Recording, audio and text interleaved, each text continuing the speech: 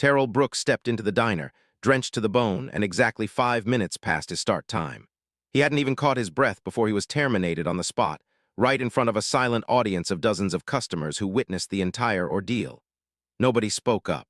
Nobody dared to interfere. Terrell was completely unaware that the stranger he had rescued from the torrential rain the previous night was sitting right there in the corner. The man sat quietly, observing every cruel remark being directed at Terrell. Yet, when that man eventually stood up and revealed himself to the Riverbend diner, every vicious word the manager had hurled at Terrell would instantly rebound to haunt him forever. But before we reach that climax, let me share the story from its inception. Those seemingly insignificant moments that ultimately altered the destiny of two individuals permanently. If you appreciate emotionally charged stories filled with surprising turns like this one, please remember to subscribe so you don't miss any future parts. So, what actually transpired on that stormy night? And why did it lead Terrell to this critical juncture? The storm that evening was brutal and unrelenting, with raindrops hitting the windshield of his aging Ford pickup like heavy hammers. Terrell Brooks clutched the worn leather steering wheel with his dark hands. The sleeves of his white uniform shirt were still stained and damp from an earlier coffee spill. The windshield wipers shrieked rhythmically at maximum speed, yet they barely cleared a few yards of visibility ahead. It was 11:00 p.m. The Riverbend diner had closed later than usual due to a last-minute tour group arrival. Terrell had served them with his customary warm smile, even though his thoughts kept drifting to his 6-year-old daughter waiting at the neighbor's house. Maya was likely sleeping by now, her brown curls fanned out on the pillow, but he still needed to ensure she was okay. This week's paycheck would just barely cover the rent, provided nothing unexpected happened, as long as the truck kept running and as long as Maya stayed healthy. There were too many ifs in the existence of a single father. Terrell sighed heavily, rubbing his tired eyes. It had been 2 years since his wife, Londa, died in a car crash. 2 years of playing the roles of both mother and father, juggling finances and comforting his daughter when she cried for her mom. He often questioned if he was doing enough, but his only option was to persevere. His headlights cut through the darkness, illuminating the rain-drenched oak trees lining the suburban Atlanta road. The route home was completely deserted at this hour. It was too empty. So when he spotted something unusual ahead, his heart rate quickened. A sleek black sedan was parked crookedly on the shoulder, its hazard lights pulsing weakly through the dense curtain of rain. The hood was propped open, with thin wisps of smoke rising and instantly dissipating in the cold wind. Standing beside the vehicle was an older white man, his silver-gray hair plastered to his skull and his expensive black suit completely saturated. He gripped the car for stability. He had no umbrella and no assistance, just an elderly man staring helplessly at his phone, worry etched across his face under the dim headlights. Terrell slammed on the brakes, causing his truck to skid slightly on the wet asphalt. His logical side whispered a warning. "It's late. Meyer's waiting. This road is desolate. You don't know this man." But then he noticed the man's shoulders shaking violently. He saw the man's fingers fumbling uselessly with the phone's screen, unable to find a signal. He saw a fellow human being who genuinely needed aid. Terrell recalled the night Londa had her accident. Had anyone stopped for her? Had anyone stayed by her side in those final moments? He would never know the answer, but he knew he wanted to be that person for someone else right now. He pulled over and rolled the passenger window halfway down. The scent of wet pavement and engine trouble filled the cab. "Are you okay, sir?" he shouted over the roar of the rain. The man jumped slightly and turned, squinting against the downpour. His wrinkled face showed a blend of shock and the guarded relief of someone suddenly finding light in darkness. "My car just died," he said, his voice wavering. "I can't get a tow truck on the line and I think I'm lost." Terrell assessed him briefly. The suit was pricey but ruined. His polished shoes were caked in mud. He was clearly a successful man, but in this moment he was just a stranded, helpless soul in a storm. "Hop in," Terrell said, pushing the door open. "A few more minutes out there and you'll freeze." Robert Chamberlain stood in the deluge, staring at the battered pickup and the young black man inviting him in. Every lesson he'd ever learned about being cautious of strangers flashed through his mind. Who was this guy? Why was he stopping? Was it safe? But a freezing gust of wind whipped past, making him shudder violently. His soaked suit clung to him like ice. His phone was useless. It had been 45 minutes since he broke down, and not one other car had passed. Perhaps sometimes you just have to rely on the kindness of strangers. Robert stepped forward and climbed into the passenger seat. Water dripped from his clothing onto the worn seats, creating dark spots. The cab was warm, thanks to the old heater blasting at full capacity. "Thank you," Robert said, his voice still shaking. "You really didn't have to do this." but he leaves an old man to melt out in the rain, Terrell interjected gently with a hint of humor. I'm Terrell Brooks. Robert Chamberlain, the man replied, offering a hand. His skin was freezing, but his grip was firm. Terrell steered the truck back onto the road. The rain drummed hypnotically on the roof. Inside the small cabin, the two strangers sat in companionable silence for a while, the kind where you don't need to speak and it isn't awkward. Where were you headed before you broke down? Terrell asked, keeping his eyes on the road. A meeting out of town. It went later than planned, and then the storm hit, Robert sighed. I tried a shortcut. It turned out to be the long way around. GPS lies sometimes, Terrell said with a small grin. They navigated the empty suburban streets where streetlights flickered. Most houses were dark, though a few windows showed light. It wasn't an affluent neighborhood, just small apartments and older row houses, but there was a sense of warmth to it. Terrell pulled up in front of a faded, three-story cream-colored apartment building. This is my spot, he said. There aren't any hotels nearby at this hour, and it's still pouring. You can crash here tonight. I'll call you a tow in the morning. Robert stared at him, astonished. Are you certain? I don't want to be a burden. I've got a decent couch, Terrell said firmly but kindly. It's better than sleeping in my truck. They entered the apartment, stomping the water off their shoes. The space was compact, a combined living and kitchen area, one bedroom and a bathroom, but it was neat and tidy. Photos on the wall showed a smiling little girl with beautiful brown skin and hair styled in two puffs. Building blocks, books, and a pink sippy cup rested on the coffee table. That's my daughter, Maya, Terrell explained, noticing Robert's gaze. She's 6. She's asleep in the bedroom. Robert nodded, feeling a warmth spread through him. This young man hadn't just helped a stranger. He had brought him into the home where his child slept. That demonstrated a level of trust Robert rarely encountered in his world. Terrell handed him a towel. Go ahead and use the bathroom. I'll dig up some dry clothes for you. When Robert caught his reflection in the steam-fogged bathroom mirror, he saw a pathetic, drenched old man. Yet in his own eyes, he recognized something he hadn't felt in years, genuine emotion stirred by a simple act of goodwill. 20 minutes later, Robert sat on the sofa clad in Terrell's oversized workout gear. He held a steaming bowl of instant soup, its scent filling the small room. Terrell sat in a chair nearby with his own bowl, looking drained from his long day. I genuinely appreciate this, Robert said earnestly. Not everyone would do what you just did, Terrell shrugged. Just doing the right thing. But not everyone does the right thing, Robert countered pointedly, especially these days. They sat quietly for a moment as the rain softened against the window. Robert took a sip of soup and asked, What do you do for work, Terrell? I'm a waiter at Riverbend Diner, Terrell answered. Been there 4 years. It's not my dream job, but the pay is reliable and it lets me spend time with my daughter. And your wife? Robert asked. Terrell fell silent, sadness flickering in his eyes. She passed away 2 years ago, car crash. Since then, it's just been Maya and me. Robert felt a tightening in his chest. I am so sorry. It's okay, Terrell said, though his voice wavered slightly. We're learning how to keep moving forward. Maya is my everything. Robert looked at the young man, his tired face still holding a spark in his eyes. He had lost his wife, was raising a child alone, worked exhaustingly long hours, and yet still stopped to aid a stranger in a storm. That was the caliber of person Robert hadn't encountered in his ruthless business world in a very long time. And you, Robert, what do you do? Robert hesitated. He was accustomed to introducing himself with titles, corporate names, and achievements. Tonight, none of that seemed relevant. I'm in business, he said simply. I own a few companies. Had a meeting about a new deal today. Sounds important. It is, Robert acknowledged with a nod. But I'm starting to realize that sometimes the numbers and contracts aren't the most important things. Terrell smiled faintly. Maya teaches me that lesson every single day. They talked a while longer, sharing small stories about life, its struggles, and simple joys. Robert spoke about being so busy he'd forgotten what real connection felt like. Terrell talked about Maya learning her first letters and asking why her mother never came home.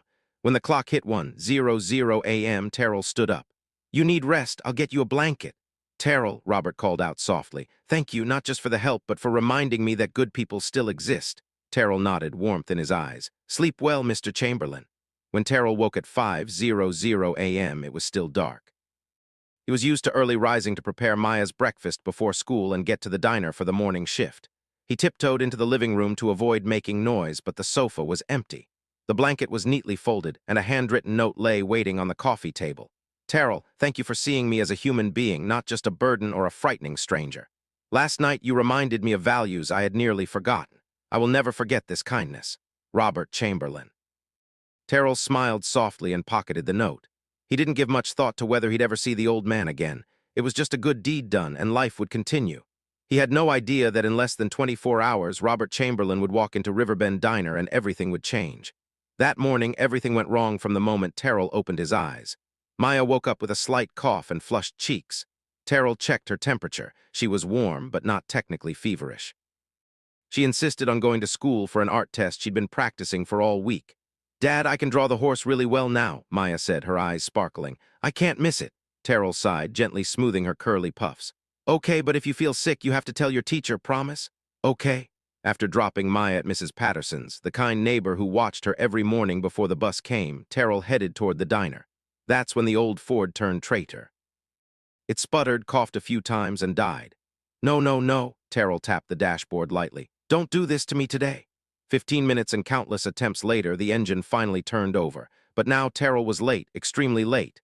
Terrell burst into the diner at 7:05 a.m., 10 minutes past his start time. His shirt was damp from the morning drizzle, his hair messy. The door chime rang, and instantly every eye in the place turned to him. The morning atmosphere at Riverbend Diner was usually loud with chatter, sizzling pans, and the smell of coffee. But right now it went deathly silent. Behind the register waited Derek Matthews, the manager. 40 years old, hair slicked back aggressively, his black suit flawlessly pressed. His hard features looked even colder than usual. "Brooks," Derek called out loud enough for the whole diner to hear. "Do you own a watch?" Terrell swallowed, trying to steady his voice. "I'm sorry, Mr. Matthews. My car broke down and I don't care." Derek cut him off, stepping out from behind the counter. His black leather shoes clicked on the tile floor, each step like a verdict. "You think your time is more valuable than our customers' time?" "No, sir, but what?" Derek raised his voice. Customers at nearby tables turned to look. "You're late. That's the only fact I need." Terrell felt his face burn. He glanced around. Tommy Rivers, the cook, stood frozen by the stove, holding a spoon but daring not move. Lisa Martinez, the morning waitress, stood in a corner, pale with worry, silent. "Mr. Matthews," Terrell tried to keep calm, "I'm truly sorry. Last night I helped a man stranded in the rain, brought him home. This morning my car." "Oh, that's wonderful," Derek sneered. "So you're a hero now, Brooks. Very admirable. Do you know what isn't admirable? Abandoning your job for some touching story." Terrell bit his lip. "I didn't abandon it. I was only 10 minutes. In that time we had 3 tables waiting," Derek shouted. "Lisa had to serve everyone alone, and you, where were you, playing Good Samaritan?" Customers exchanged looks. An older woman whispered, "Poor guy," to her companion, but nobody spoke up. Derek grabbed a paper from the counter. "Do you have any idea how important today is, Brooks?" Terrell shook his head, dread building. "Today the actual owner of Riverbend Diner is visiting," Derek said icily. "He bought this place last year but has never been here. Now for the first time he wants to see how it runs. I need everything perfect. Perfect." Derek stepped closer, lowering his voice but still audible. "And you think I'm going to let some chronically late, irresponsible guy like you ruin my first impression on the owner?" "Mr. Matthews, please give me a chance," Terrell pleaded. 4 years. Worked here 4 years, never skipped a shift without notice, never complained. This is the first time The first time is also the last time," Derek cut him off. He pointed to the apron behind the counter. "Take off the apron, you're fired." The words hit like lightning. Terrell froze, disbelieving. "You can't." "I can, and I already did," Derek said coldly, turning away. "Hand over the apron, then get out of my diner." Inside the diner, silence reigned. The cooking noises had stopped. Even the background music seemed mute. Only Terrell's heavy breathing and pounding heart remained. Trembling, Terrell untied the apron. He laid it on the counter, trying to maintain composure despite feeling shattered. 4 years. 4 years of hard work, sweat, smiles for customers, and extra shifts for a little more pay. All gone in an instant. "I hope you find another job, Brooks," Derek said with fake sympathy. "Word of advice, next time care more about your job than about playing hero." Terrell didn't respond. He turned and walked away, feet heavy. Passing tables, some customers looked at him with pity, others looked away. Lisa stood in the corner, eyes full of tears, but dared not speak. The door chime rang as Terrell stepped outside. The drizzle still fell. The Atlanta morning sky was gray and cold. Terrell stood on the sidewalk, looking back through the window. He saw Derek laughing and saying something to Tommy, looking satisfied, as if firing someone made him powerful. Terrell wiped water from his face, rain or tears, he wasn't sure. He just knew he'd lost his job, his only income. And Maya, what would she eat next week? How would he pay rent? He started walking, shoulders slumped, dragging his feet on the wet pavement. He didn't realize that across the street, a black sedan was parked quietly and the man inside was watching everything. Robert Chamberlain's grip tightened on the steering wheel, teeth clenched. He had seen it all, Derek humiliating Terrell, the silence of the others, Terrell walking out broken. Robert looked up at the sign, Riverbend Diner. He smiled faintly, a cold, determined smile. "So this is where you work," he murmured. "And this is how they treat you." He checked his watch. 12:30 p.m. Right on time. Robert Chamberlain had owned Riverbend Diner for a year, buying it as a small investment in his vast portfolio. He had never visited, leaving management to Derek Matthews, whose track record with numbers was impressive. But now Robert realized numbers weren't everything. He dialed a number. "James, it's me. I need you at Riverbend Diner immediately. Bring hidden cameras and recording equipment. Get ready to investigate a man named Derek Matthews. I want to know everything." He ended the call and looked back at the diner. "You saved me last night, Terrell," Robert said to himself. "Now it's my turn." With that, Robert Chamberlain stepped out of the car, adjusted his tie, and walked into Riverbend Diner. The show was about to begin. The door chime rang as Robert stepped into the diner at exactly 12:30 p.m. Midday sunlight streamed through the windows, casting golden patches on the tiled floor. The air smelled of toast, bacon, and coffee. The diner was crowded with lunchtime customers, office workers, truck drivers, students chatting animatedly. It had the lively ambience of a successful eatery. But when Robert walked in, something shifted. He didn't blend in. Tall, with neatly combed silver hair, a charcoal-tailored suit, and polished shoes, he carried a quiet, unshowy confidence that was impossible to ignore. Derek Matthews looked up from checking receipts. His eyes lit up, recognizing the special guest. "Mr. Chamberlain." Derek hurried over, his smile wide. "Welcome to Riverbend Diner. What an honor." Robert gave a small nod but didn't smile. His eyes swept the diner into the kitchen where Tommy was flipping pancakes, toward Lisa serving a table, assessing every detail. "Everything looks clean," Robert said calmly, "and busy." "Yes, sir." Derek nodded enthusiastically. "We always maintain the highest standards, efficient, professional, no mistakes." "No mistakes," Robert repeated, emphasizing the words slightly. "Interesting." Derek missed the undertone. "Yes, sir, I run a tight operation. I don't allow anyone to damage your reputation." Robert walked slowly to the counter, running a finger over the polished chrome surface. "Speaking of that, I heard someone was fired this morning." Derek stiffened but recovered quickly. "Ah, yes, Terrell Brooks. He's always late, lacks discipline." "I can't let someone like that ruin the diner's image, especially today." "How late was he?" Robert asked calmly, though his tone sharpened. 10 minutes, sir, but in business time is." "I know what time is," Robert cut in coldly. "Terrell Brooks, how long has he worked here?" Derek hesitated. 4 years, sir." 4 years, Robert repeated. "And this was his first time being late," Derek swallowed. "Not exactly. I mean, maybe there were a few times." "Yes or no?" Robert asked directly, locking eyes with him. "All right, maybe this was the first," Derek admitted, voice trembling. "But rules are rules, sir. I can't make exceptions." Robert nodded slowly, then walked around the diner. He stopped at the counter where Tommy was working. "You're the cook?" Robert asked. Tommy Rivers, a big man with scarred hands, nodded. "Yes, sir, Tommy Rivers. Terrell Brooks, do you know him?" Tommy glanced at Derek, then back at Robert. "Yes, sir, Terrell is." "He's the best here." Derek jumped in quickly. "Tommy is exaggerating, sir. Terrell is just—" "I'm speaking to Tommy," Robert said firmly. Derek fell silent instantly. Tommy swallowed and continued. "Terrell never complains, always shows up on time. He treats customers better than anyone, always smiling even when he's exhausted. This morning wasn't fair to him." "Not fair?" Derek snapped, voice rising. "Tommy, watch what you—" "That's enough," Robert said, not loudly but with enough weight to silence Derek. He turned toward Lisa, holding a notepad in the corner. "And you, what do you think of Terrell Brooks?" Lisa, tearful-eyed, looked at the floor. "Terrell is the best person I've ever worked with. He taught me everything when I started. He always shielded me when customers were harsh." Derek tried to intervene. "Sir, this is emotional nonsense. Numbers matter and—" Robert turned toward him, his stare icy. "Call Terrell Brooks back." Derek's mouth fell open. "Sir, call Terrell Brooks back right now." "But sir, I just fired him and—" "I'm asking you to call him back," Robert repeated, his tone losing patience. "Or do you need me to explain it more clearly?" Derek gulped, sweating. Yes, sir, I'll call him right away." Terrell was sitting in his truck, hands trembling around his phone. He had just told Mrs. Patterson he might be late picking up Maya because he needed to find a job urgently. She reassured him, but Terrell was anything but fine. His mind swirled with unpaid bills, an empty fridge, and Maya's 2 small shoes. His phone rang. Unknown number. Terrell hesitated, then answered. "Terrell Brooks." Derek Matthews' voice came through, stripped of arrogance, sounding anxious. "Yes, you need to come back to the diner right now." Terrell frowned. "You just fired me." "I know, but something important has come up. Please get here fast." "What is it?" "You'll know when you get here," Derek blurted and hung up. Terrell stared at his phone, confused. Was this a sick joke? Did Derek want to humiliate him again? But he remembered Derek's pleading tone. Terrell started the truck. He had nothing left to lose anyway. 15 minutes later, he stood at the diner door, heart hammering. He took a deep breath and pushed it open. The chime rang. Everyone looked up. Terrell walked in, confused by Derek's tense expression and the stranger's presence. No, wait, not a stranger. It was Robert Chamberlain. Terrell froze. The old man from last night, the man he rescued, was standing there in a refined suit, radiating authority.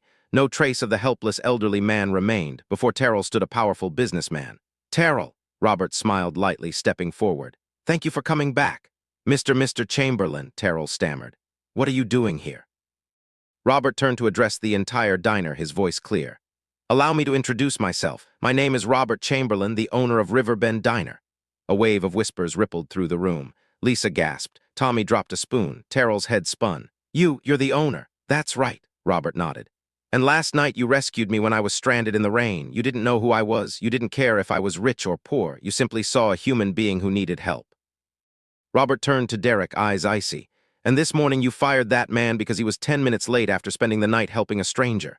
Derek, pale. "Sir, I didn't know. If I had known it was you." "If you had known, would you have acted differently?" Robert asked sharply. "That is precisely the problem, Mr. Matthews. You only respect people with power, not people who deserve respect." Derek opened his mouth, but no words came. Robert placed a hand on Terrell's shoulder.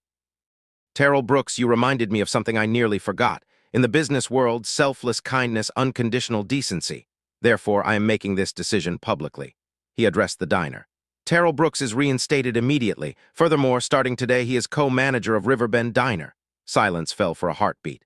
Then Tommy began clapping in the kitchen. Lisa joined in, then the customers. Warm, genuine applause filled the room. Terrell stood in disbelief, tears stinging his eyes. "Sir, I don't know what to say." "You don't need to say anything," Robert smiled. "You did what was right. I'm just returning the favor." Derek stood frozen pale. "And what about me, sir?" Robert sighed. "You'll remain manager, but from now on you will learn to respect people, not just numbers, and if you ever repeat what you did today." He left the threat hanging, clear and unmistakable. Derek bowed his head. "Yes, sir." And with that, a new chapter for Riverbend Diner began.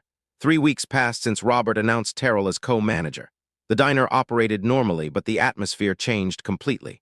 Terrell now sat in the small office behind the kitchen, a space previously only Derek was allowed into, at an old desk with a computer and ledgers. Terrell never imagined he'd sit here with decision-making authority, not just to be reprimanded. But authority brought heavy responsibility. Flipping through financial reports, he noticed something wrong. Some expenses had spiked over the past 3 months without reason. Supply costs were high and some cash transactions weren't fully recorded.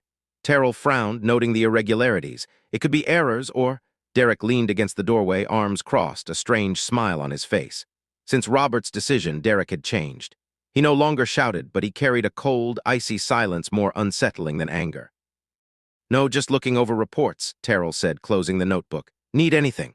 "Just reminding you about the 300 staff meeting," Derek replied flatly, eyes unfriendly. "Robert is joining via video call." "Got it, thanks." Derek stood there a few seconds longer, watching Terrell with unreadable eyes, then walked away. Terrell watched him go, feeling uneasy. That evening, Terrell got home early. Maya was on the sofa coloring, her curly hair in puffs with clicking beads. "Daddy's home." Sprang up and hugged his legs. "I missed you so much." Terrell lifted her, smelling children's shampoo. "Missed you too. How was school?" "Great, I got an A on my art test." Maya squealed, pulling him to the fridge. Her drawing was held by a magnet, a tall dad, a curly-haired girl, and a faint figure labeled Mom in Heaven. Terrell's heart clenched. 2 years, and she still thought of her mother daily. "It's beautiful, honey," he said, voice steady. "Daddy," Maya looked at him searchingly. "Are you happy?" Terrell paused. "Why do you ask? You look tired, you stay up late, you sigh a lot." Terrell sat and faced her.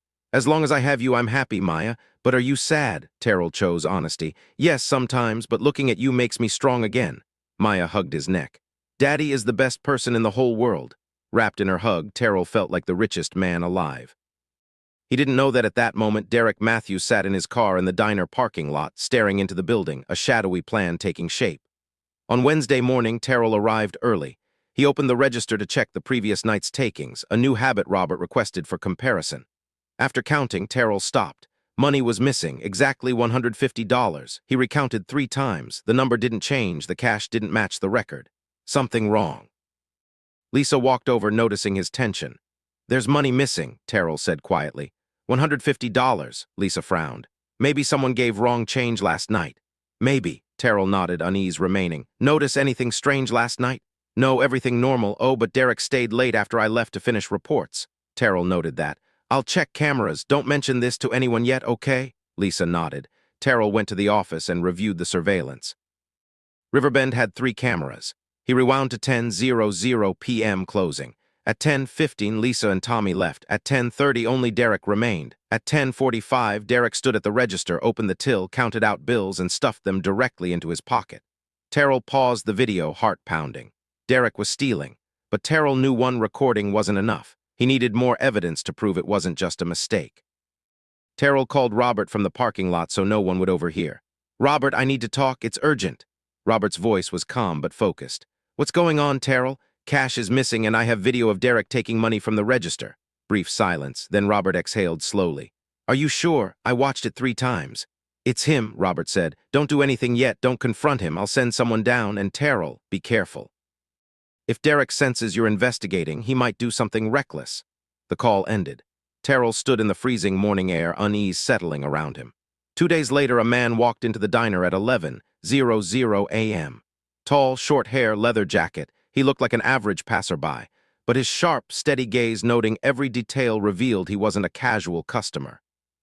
He sat at a corner table, ordering coffee and a sandwich, quietly observing Derek's movements and interactions with the cash register. This was James Porter, the private investigator Robert hired. Terrell knew, but no one else did, not even Derek. James stayed 2 hours, left, then returned that evening, sitting elsewhere. His hidden camera recorded everything. On Friday evening, Robert met Terrell and James at a nearby cafe. "Got enough?" James said, opening his laptop to show videos and stills. Derek opening the register, taking money, altering records at least 8 times in 3 months.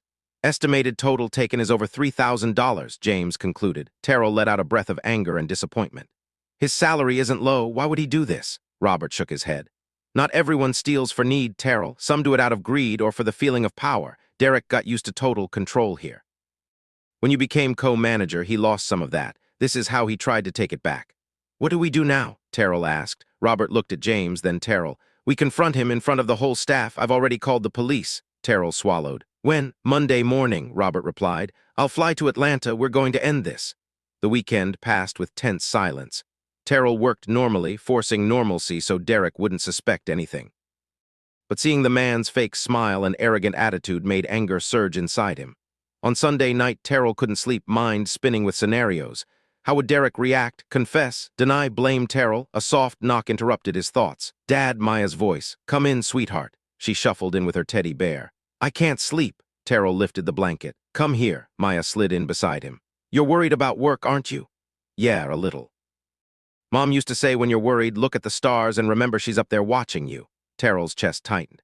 "She was right. She's watching you too, isn't she?" Terrell smiled sadly. "I'm sure she is."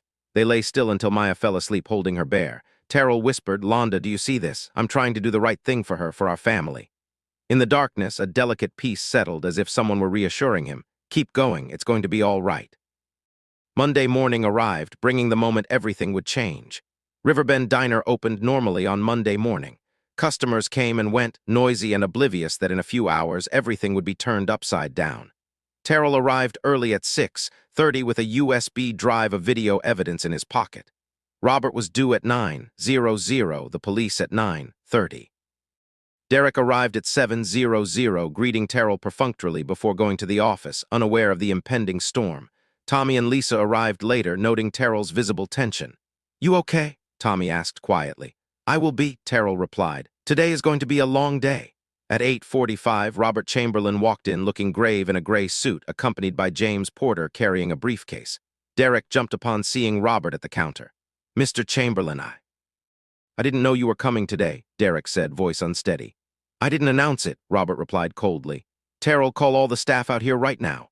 5 minutes later, the entire staff gathered in the service area. Customers sensed the heaviness, stopped eating, and watched. Robert stood centrally with Terrell beside him. Derek faced them, paling. "I'm here today to deal with a serious matter," Robert began. "For the past 3 months, Riverbend Diner has repeatedly lost cash mysteriously. At first, we thought it was an accounting error, but after investigating, we discovered this is not an error." Derek swallowed hard. "Sir, what exactly are you implying?" I'm not implying anything, Robert said flatly. I'm accusing Derek Matthews. You have embezzled more than $3,000 from this diner's register over the past 3 months. The air froze. Lisa gasped. Tommy stood rooted. Derek stepped back, face chalk white. That's slander, Derek shouted. I would never. Robert nodded at James. James opened his laptop, turning the screen toward everyone. The video played, Derek opening the register, taking money, stuffing it into his pocket. Then another video and another. Clear, sharp, undeniable. Sweat rolled down Derek's forehead. That's fake. Terrell staged it to frame me. Staged it, Robert repeated icily. Then how do you explain your fingerprints on these bills? He opened a clear evidence bag containing bills that had been marked beforehand. We marked bills in the register last week, and last night you were the one who took them. Derek shook his head frantically. No, that's not what happened. We also checked your bank statements, James added. Cash deposits do not match your reported legal income. You tried to hide it, but not well enough. Derek glared at Terrell with hatred. This is all because of you. Before you showed up, I was the only manager here. Then he promotes you, some nobody waiter, and makes me lose face. So that means I deserve to have you steal from me? Terrell asked, voice calm but pained. I always respected you. I never wanted to take your place, but you chose this path yourself.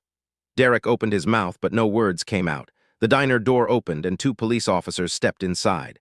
Derek Matthews, one called out. Derek turned and saw them, his strength draining away. His shoulders slumped. You are under arrest for theft and falsifying financial records, the officer said, pulling out handcuffs. The cuffs clicked as they locked around Derek's wrists. He looked at Terrell one last time. You think you've won, don't you? You're just some guy who got lucky. Without Robert, you're nothing.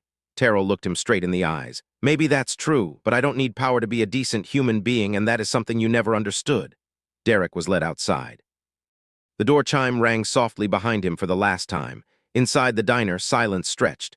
Then Tommy started clapping. Lisa joined in, followed by customers. A warm, genuine applause rose in the room, applause for justice. Robert stepped beside Terrell, placing a hand on his shoulder.